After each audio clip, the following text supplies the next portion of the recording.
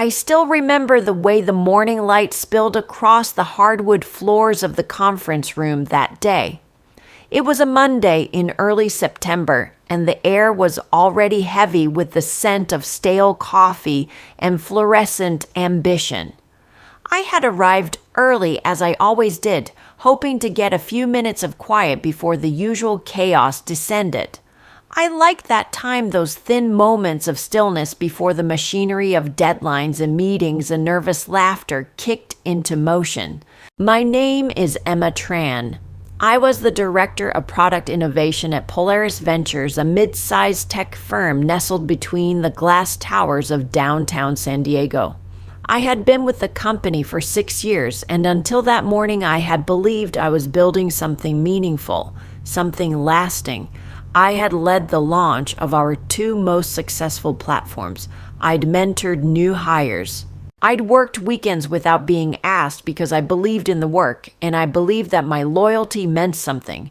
That belief shattered in less than 7 minutes.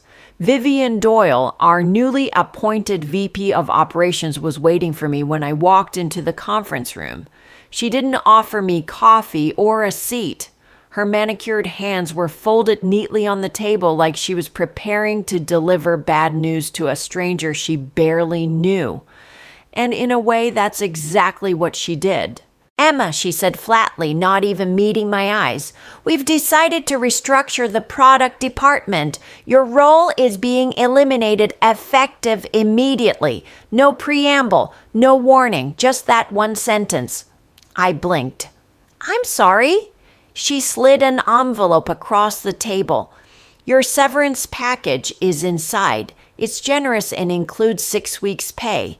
It has already revoked your credentials. Security will escort you back to your desk to collect your personal belongings." I felt the floor tilt under me like the room had suddenly shifted into another reality. My hands didn't shake. My breath didn't catch. But something inside me folded. Quietly, permanently. I glanced at the envelope but didn't touch it. "Vivian," I said carefully, "I just presented a product roadmap for Q4 last Friday. You approved it. What changed over the weekend?" She finally looked at me then, but her eyes were blank, like polished stone. "This isn't personal. It's about alignment and streamlining overhead." "I'm sorry."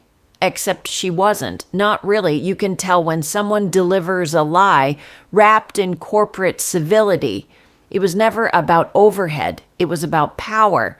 Vivian had never liked me. I was too outspoken, too methodical, too visible. She had arrived only 4 months earlier, and since then, she'd been quietly dismantling anything built before her reign. Still, I nodded. Not because I agreed, but because there was nothing else to say. "I'll gather my things," I said, and stood. She didn't offer a handshake. As I walked through the open plan office for what I knew would be the last time heads turned, conversation slowed. People shifted in their chairs, unsure of what was happening but sensing something seismic. I kept my face neutral, my steps measured. I didn't want pity. I didn't want questions. I just wanted air. At my desk, a security guard waited silently behind me as I placed my framed photo of my mother into a tote bag along with a plant I'd managed not to kill over the years and a coffee mug that read, "Build something brave." I could hear my coworkers whispering, their voices low and confused. I didn't meet anyone's eyes. I didn't cry. But inside something was boiling. Outside, the San Diego sun was too bright, too cheerful. It mocked me as I stood at the street corner, jobless and invisible. I wanted to scream, to run back upstairs and demand an explanation. Demand respect, demand that someone acknowledge that I mattered. Instead, I walked. 3 blocks later, I found myself inside a quiet cafe on Market Street. The place smelled of cinnamon and old wood. I ordered a black coffee, sat by the window, and opened the envelope Vivian had given me. Inside was exactly what she promised. sterile, calculated closure, a check, a list of rights waived, a non-disparagement clause. It all felt clinical, like being autopsied while still alive. I sipped my coffee watching people outside moving with purpose, unaware that my world had just imploded. That's when something strange happened. Amid the dull ache of humiliation and betrayal, a different feeling emerged: clarity. Cold, sharp, unforgiving clarity. I realized that for years I had traded control for comfort. I had given so much of myself to a system that could discard me without warning, without care. And I had allowed it. I had accepted every late night, every missed weekend, every time I swallowed my instincts to keep the peace. I thought I was being professional. I thought I was being smart. But the truth was simpler and more painful. I was expendable, at least to them. That thought didn't destroy me. It freed me.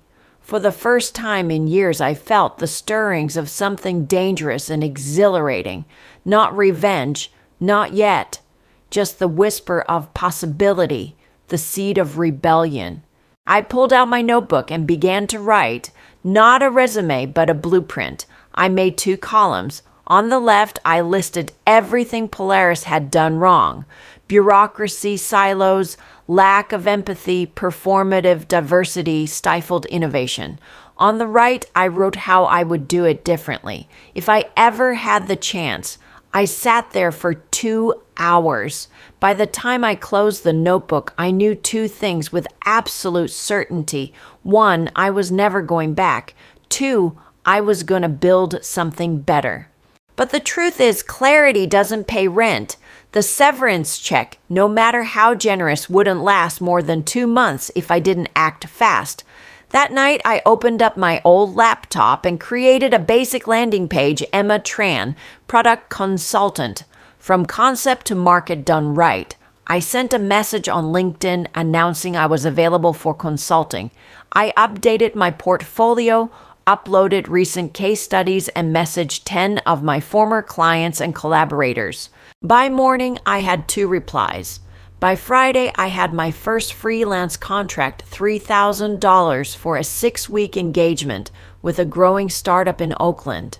It wasn't life-changing money, but it was mine. I had earned it without asking for permission. Over the next few weeks, I worked 12-hour days from my tiny apartment. No assistants, no perks, no catered lunches, just pure execution. I designed workflows, led product meetings via Zoom, and quietly rebuilt my confidence with each completed deliverable. My bank account was modest, but my soul, it was roaring back to life. And then one evening, while scanning through commercial real estate listings for no reason other than curiosity, I saw it. The Polaris building, the very place that had cast me out, it was listed for sale. And for the first time in my life, I smiled, not just with my lips, but with every fiber of who I was becoming. I didn't know how, I didn't know when, but I knew one thing with certainty. I was going to buy it. And when I did, I wouldn't need to fire anyone. I'd simply let the rent invoice speak for itself. I spent the next few weeks working from that same corner table at the cafe on Market Street, sipping black coffee, sketching wireframes, and rebuilding my sense of self from the ashes of what Polaris left behind. It became my temporary office, a place that smelled like purpose and tasted like resilience. The staff started greeting me by name. They knew my order saved my favorite seat and asked how my little company was doing. It wasn't a company yet, not really. It was an idea, a whisper, a stubborn ember refusing to go out. But I fed it, day by day, task by task. The freelance contracts kept coming. Nothing glamorous, just enough to buy me more time, more space to think. I worked on onboarding flow for a fintech startup in Portland, rewrote UX copy for a wellness app in Austin, and cleaned up a bloated product spec for a fashion tech firm based in New York. All remote, all solitary. but every project brought me closer to something I couldn't yet name. Then one afternoon, while nursing my third cup of coffee, I caught sight of my reflection in the cafe window, eyes sharp posture, steady laptop open like a declaration. That's when it hit me. I didn't want to keep hopping from gig to gig, whispering my value in DMs and email pitches. I wanted to build something people had to pay attention to, not another product, a company, a culture, a space where women, especially women of color, could thrive without compromise, where no one had to wait for someone like Vivian Doyle to approve their value. The idea struck me like a bell. I would create a boutique innovation firm, lean, fast, human. We'd help overwhelmed startups streamline their product launches with laser precision. No bloated processes, no ego, just clean, beautiful execution. The name came fast and strange. Empower Labs. No E, just power-centered, quiet, undeniable. I bought the domain that night, designed the logo on Canva, built the first landing page in a 3-hour sprint, fueled by cold brew and adrenaline. I didn't have a team yet, but I wrote the copy as if I did. We're a team of product experts obsessed with helping you launch right the first time. It felt like a dare to the universe. A week later, a woman named Tasha, a founder I briefly consulted for during my Polaris days, reached out. She'd just closed seed funding and needed someone to oversee her MVP launch. "We don't want a bloated agency," she said. "We need someone sharp, responsive, hands-on." She paused. "Do you have a team?" And just like that, I lied. "Yes," I said. "A small one, but mighty. She hired us. I stayed up all night putting together a team of 3 freelancers, 2 developers, and a visual designer. All women, all brilliant, all used to being overlooked. I paid them fairly, gave them autonomy, and refused to micromanage. We delivered Tasha's product 3 weeks early. It made TechCrunch. Word spread. Referrals started trickling in. I moved from the cafe to a tiny co-working space downtown, the kind with exposed brick and cold kombucha on tap. My name was on the mailbox. The first time I saw it there, Empower Lab Suite 304, I almost cried. It wasn't much, but it was mine. Each day I woke up electric. I wrote proposals in the morning, managed deliverables in the afternoon, and did the billing myself at night. It was exhausting. It was everything. I was working harder than I ever had at Polaris, but this time every late night had meaning. Every win had my name stitched into it. Still, the Polaris building haunted me. I walked by it sometimes on the way home, pretending I was just passing through. But my gaze always lingered. The 6th floor window still had the old decal from my department, Innovate with Impact. I used to stand at that window watching the city glow during late work nights, thinking I was part of something bigger than myself. I didn't realize I could create that feeling on my own. One Friday evening, I got an email from a real estate newsletter I'd forgotten I subscribed to, featured commercial listings, downtown San Diego. I clicked out of habit, scrolling aimlessly until I saw it again, 650 Bayfront Tower, for sale. I clicked on the listing. My breath caught. It wasn't just listed. It was in distress. The owner was looking for a quick sell due to cash flow issues. The asking price had dropped $5.5 million, below market. The note was clear, motivated seller. I sat back and stared at the screen. This was the building, the one that had let me go like a smudge on glass, the one where I'd been erased. I clicked on the broker's contact info before I could talk myself out of it. "Hi," I typed. "I'm interested in touring 650 Bayfront Tower." The broker called me that evening. His name was Steven, and he had the tone of someone who didn't expect much from a woman calling about a multi-million-dollar office building. until I mentioned I ran a growing firm and had partners interested in a long-term downtown footprint. "Are you pre-qualified?" he asked. "Let's schedule the tour," I replied. Then I called my client-turned-friend, Tasha. "Tasha," I said, "I want to buy a building." There was a long pause. "Okay," she said slowly. "You're going to need help."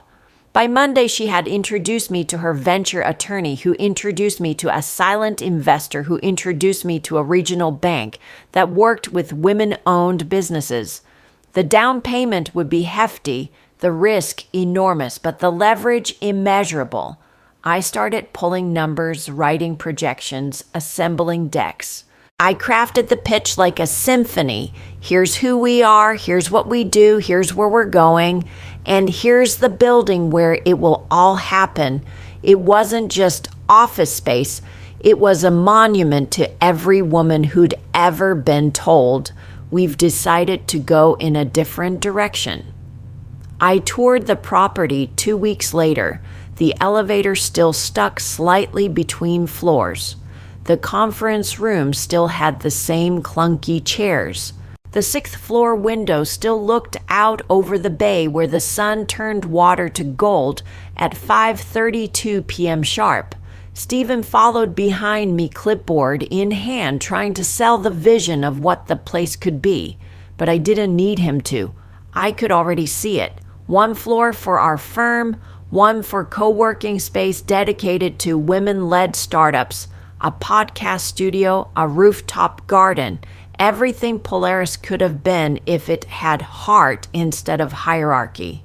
I walked into my old department suite and stood in the silence. It smelled the same whiteboard markers and faint anxiety. But I wasn't anxious anymore. I was ready. Stephen cleared his throat behind me. "So, Ms. Tran, you serious about this?" I turned. "Dead serious. That night I called my mother. She was quiet for a long time after I told her. "Emma," she said softly, "are you doing this to prove something?" I smiled, staring at the photo of her on my desk. "No," I whispered. "I'm doing this because I don't need to anymore. We submitted the offer 3 days later. Now all I had to do was wait. The waiting was brutal. Once we submitted the offer for the building, everything slowed to a crawl. I thought the hard part would be pulling the money together, convincing a bank to back a woman-owned firm that was only a few months out of a co-working space. But oddly, it wasn't. The money shockingly came. What didn't come quickly was the seller's response. Every morning I woke up with my phone on my chest, the unread emails blinking like silent rejection letters. I kept refreshing my inbox, second-guessing the offer. Was I too aggressive? Too naive? Would they really sell to me someone who'd once picked up her severance check under this same roof? But then 9 days after the submission, Stephen called. "They've accepted," he said, casual, like we were discussing dinner reservations. I stood frozen in my kitchen barefoot, a mug of chamomile tea trembling slightly in my hand. "I'm sorry," I said. "What they accepted. Full price, no counter. Escrow will open next week. Congrats, Ms. Tran.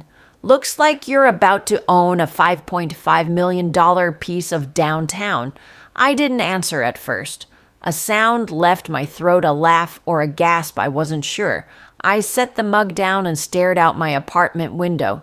From there, I could almost see the tip of the Polaris building peeking over the skyline. Mine. It was going to be mine. After the call, I sat in silence for a long while. There wasn't anyone to high-five, no one to uncork champagne, just me and the gravity of what had just happened. And then I went back to work, because closing on a commercial building wasn't just about having the down payment.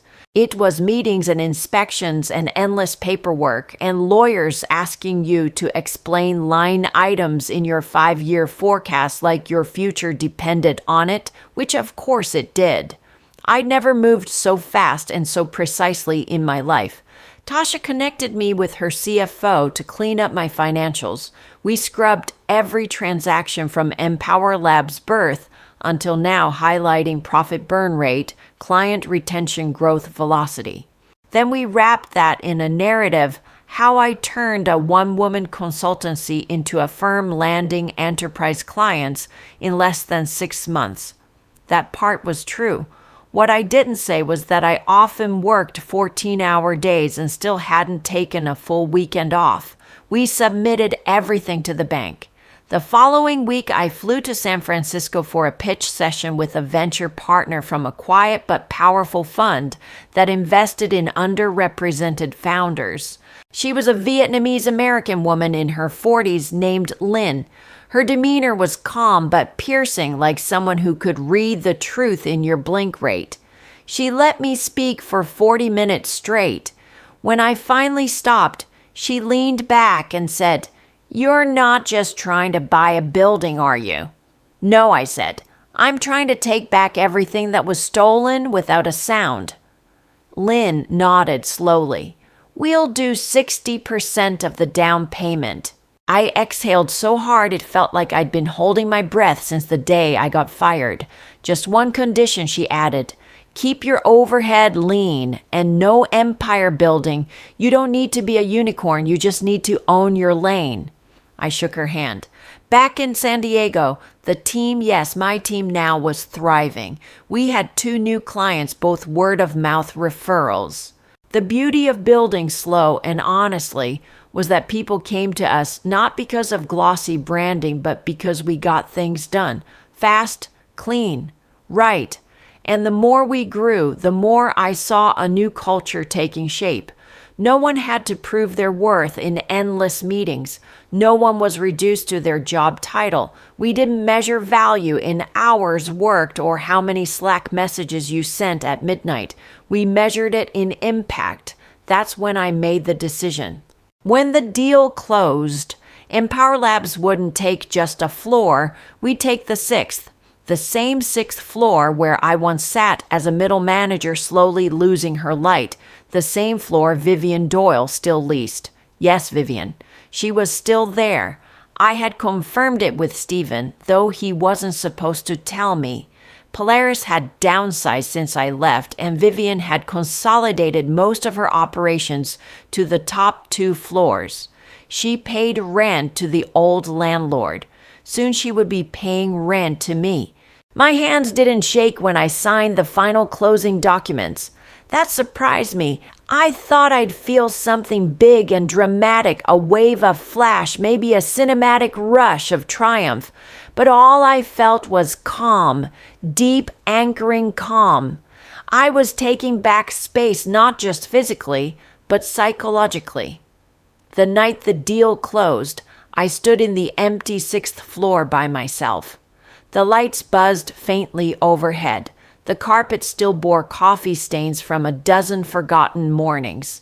I walked slowly past the glass-walled offices, some of which still had nameplates from my old colleagues. Most were gone now. I didn't know where they landed. I hoped they were okay. I sat at the end of the conference table, the same seat I had taken during the day I was fired. Only this time I was facing the head of the table. And I was alone, not because no one believed in me, but because I no longer needed anyone else's permission to exist in this room. There was no applause, no announcement, just this moment full of breath and quiet and the realization that the best revenge wasn't loud. It was ownership. I installed a keycard access system that weekend. Every tenant would get a new badge, including Polaris. When I emailed them the new leasing paperwork under my new company name, Empor Holdings, LLC, I made sure the tone was courteous and direct. No smugness, no ego, just business. Vivian took a week to reply. When she did, her assistant scheduled a meeting. She showed up 3 minutes late wearing the same steel gray power suit. I remembered her lips lined perfectly, her heels echoing down the hall like punctuation. She stopped at the doorway when she saw me. "Emma." I smiled from behind the desk. "Ms. Doyle, welcome. Please have a seat." She didn't move right away. Then slowly she lowered herself into the chair. There was a long silence. Then she said, "You bought the building." I nodded. "We closed 2 weeks ago." She stared at me like I'd grown wings. "You've come a long way," she said carefully. "I've worked hard." I replied, keeping my tone level.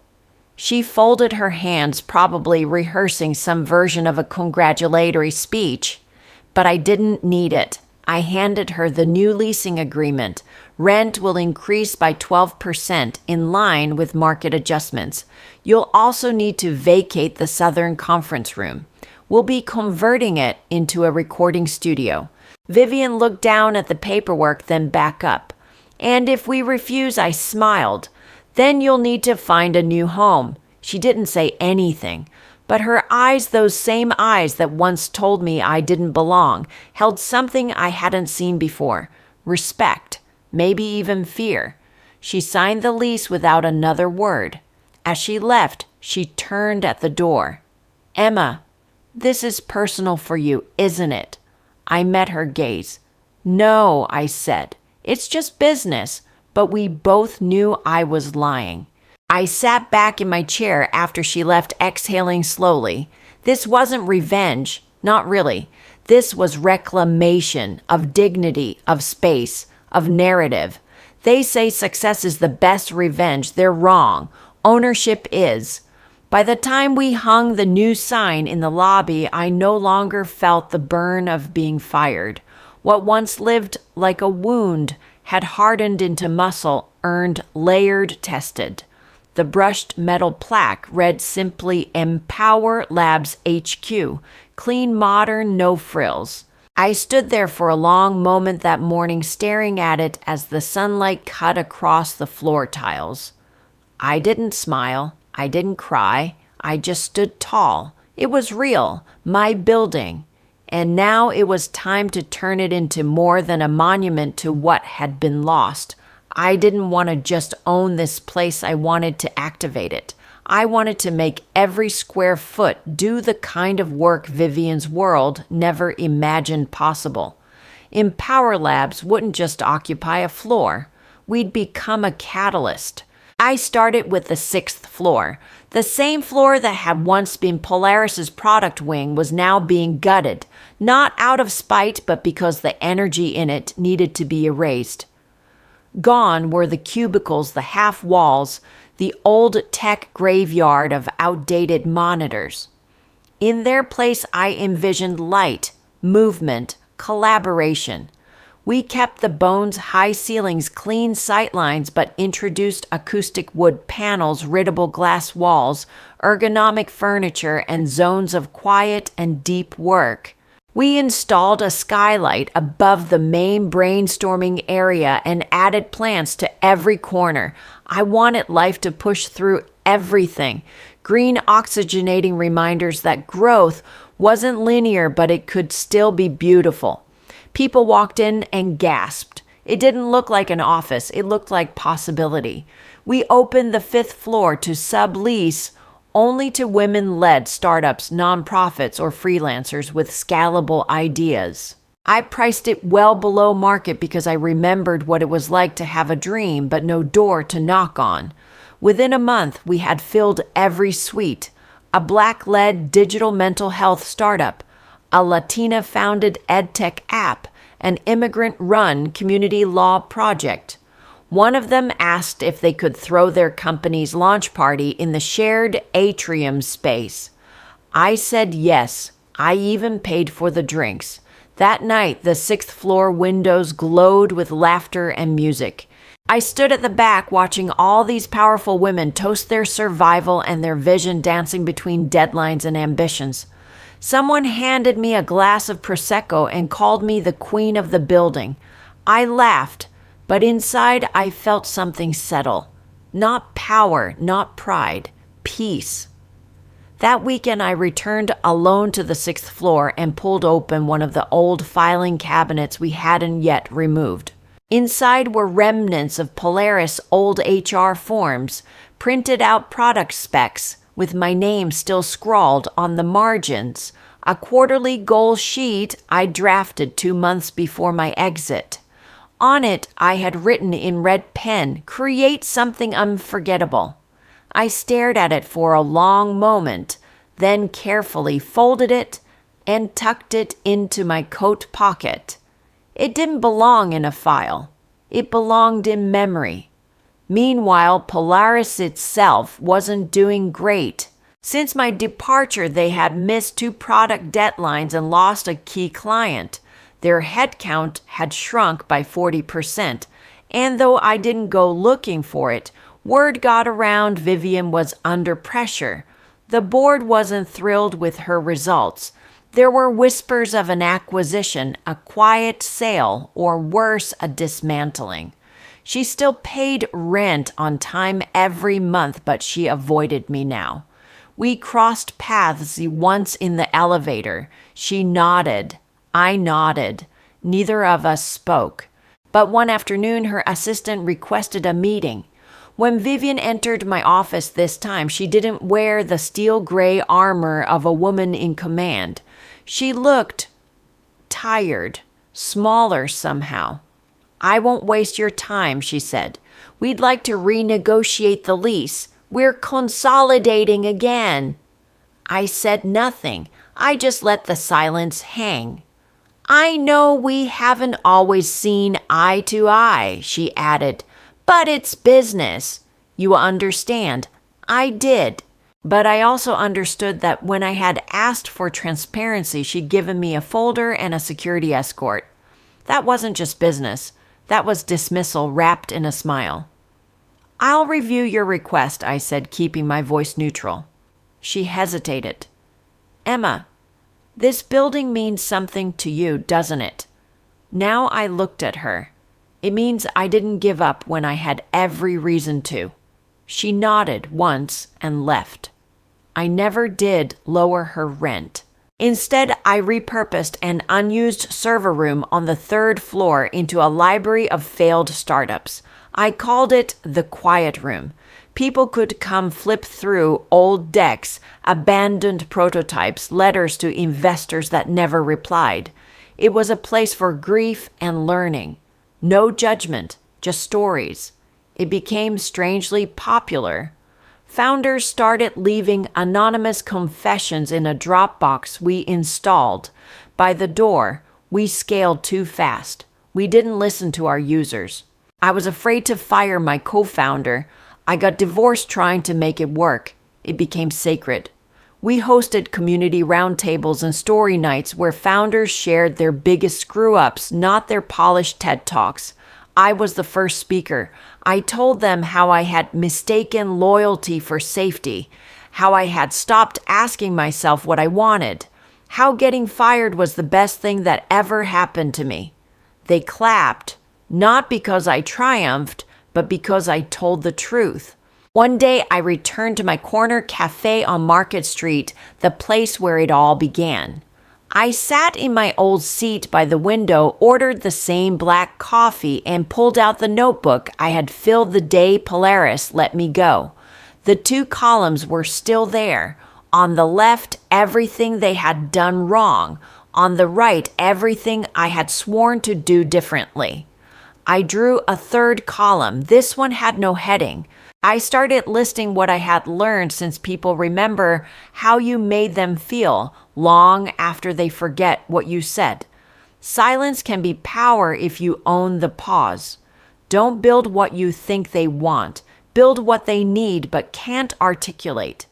Titles are rented. Character is owned. Never be afraid to walk into a room where no one expects you to lead. I closed the notebook. I had become everything I thought I needed permission to be. And now I was the one writing the leases. The first time Polaris missed a rent payment, I didn't panic. It was the 15th of the month, and our system flagged it as overdue by 72 hours. I'd built the lease schedule myself. Every tenant received a friendly reminder 3 days prior to due date and a late notice immediately after the grace period. Standard procedure. But this wasn't just any tenant. It was them. I hovered over the notification for a few minutes, letting the silence of my new office wrap around me like armor.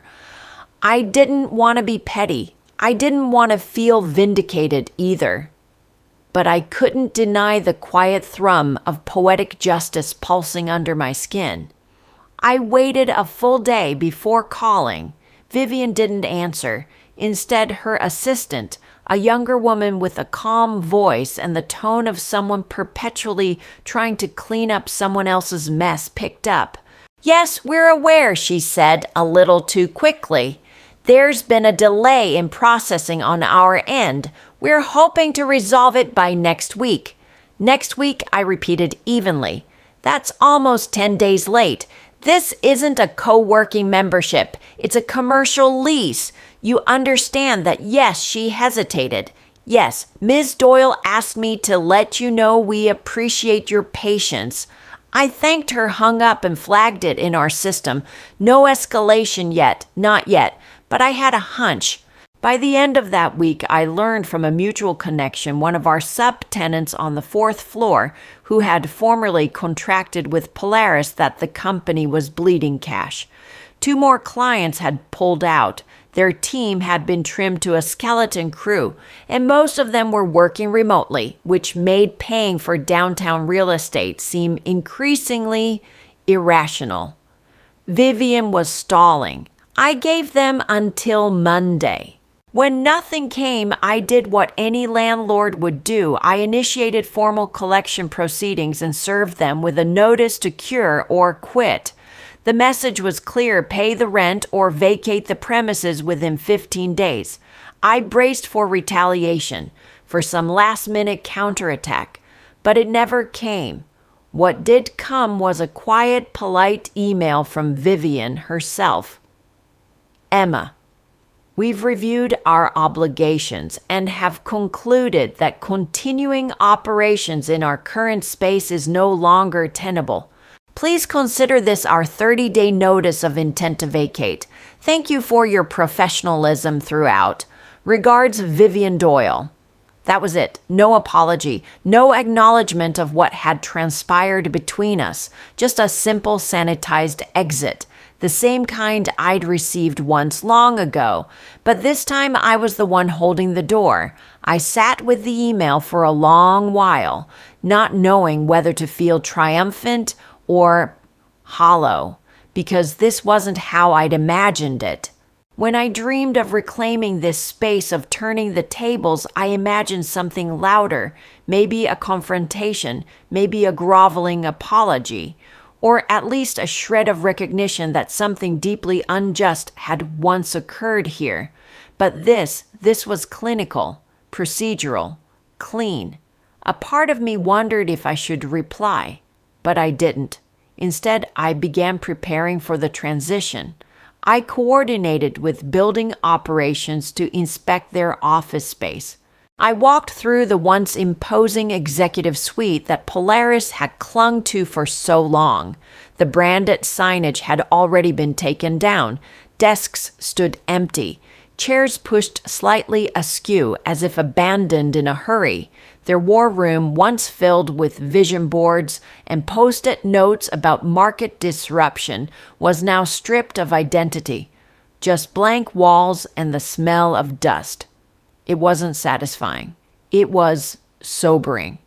This was what happened to companies that stopped listening. That mistook hierarchy for health. That believed people like me could be discarded and never seen again. But I was still here, still standing, and now inheriting 7,200 square feet of prime real estate. We wasted no time. The moment Polaris turned in their keycards, I brought in the design team. My vision was simple: convert their former headquarters into a creative accelerator, a mentorship and incubation hub specifically for underfunded women founders, not a startup factory, not a VC playhouse. but a haven, a place to get it wrong, to try again, to breathe. We called it the rent room. The irony was intentional. I funded the remodel with the profits from a recent retainer contract with a national e-commerce platform. That gig had paid out more than I'd earned in my final year at Polaris, an amount I never shared publicly but privately smiled about every time I saw the wire hit. The remodel took 6 weeks. During that time, I reached out to local grant programs, nonprofit accelerators, and angel networks focused on diversity.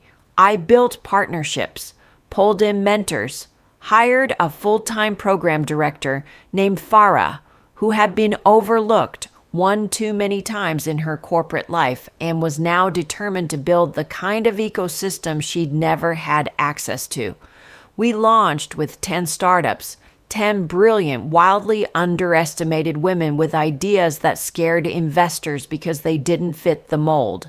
One wanted to revolutionize community-led elder care. Another was building an app for undocumented students. A third had created a menstrual health solution for incarcerated women. I gave them keys to the same rooms where I was once quietly erased. Their desks had nameplates. Their voices filled the walls. Their ideas stuck. And just like that, something began to bloom. One night after all the lights were off, and only the hum of the building's HVAC echoed in the hallways, I stood at the 6th floor window, the same one I used to lean against on late Polaris nights when the city lights gave me hope.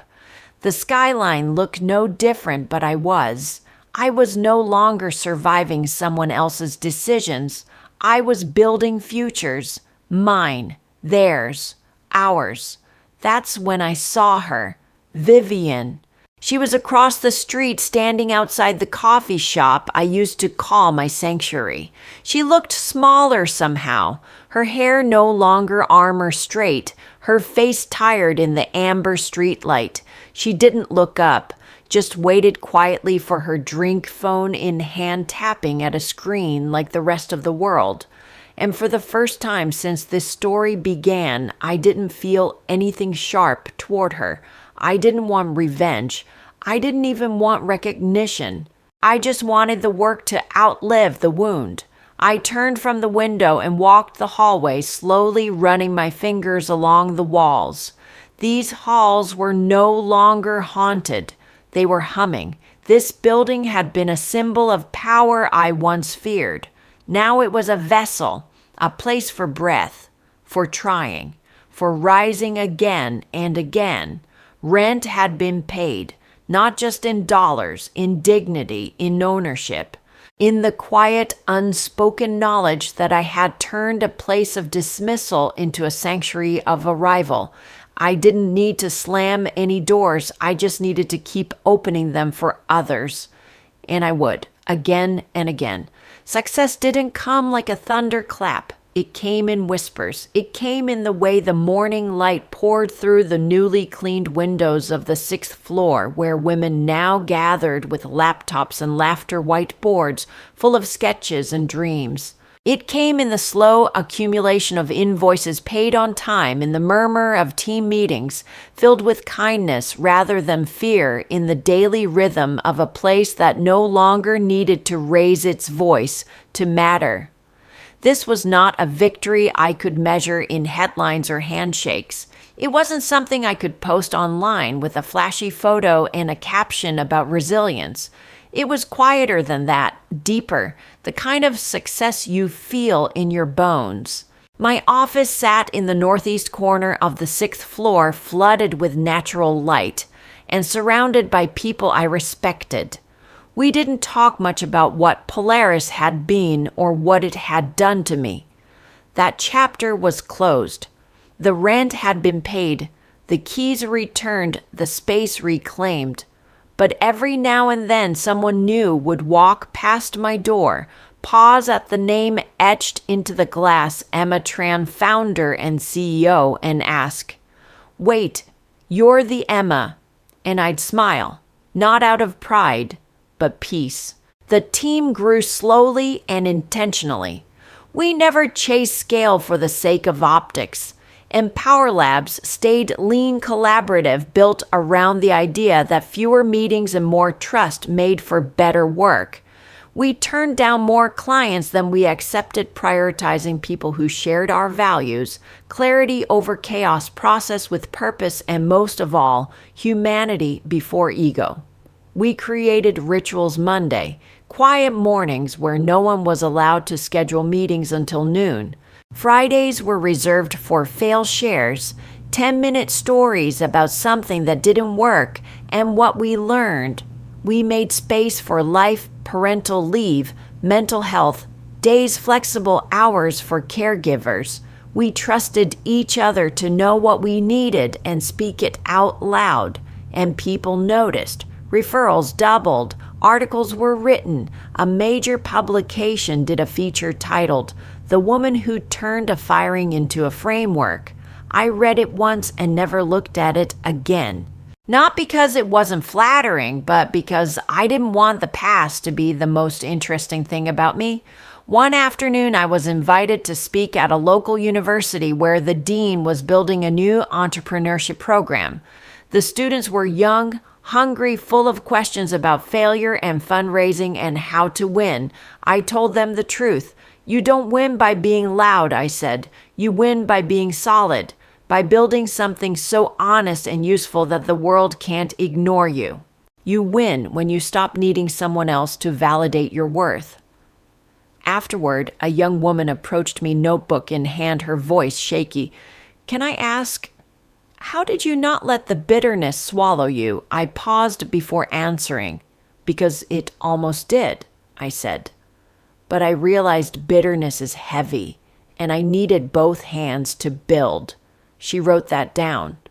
I walked back to the office in the golden light of late afternoon.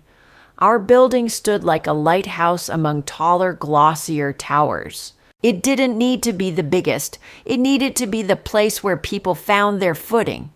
In the lobby, a new tenant was moving in, a small nonprofit run by a trans woman who had been denied funding 4 times but refused to quit.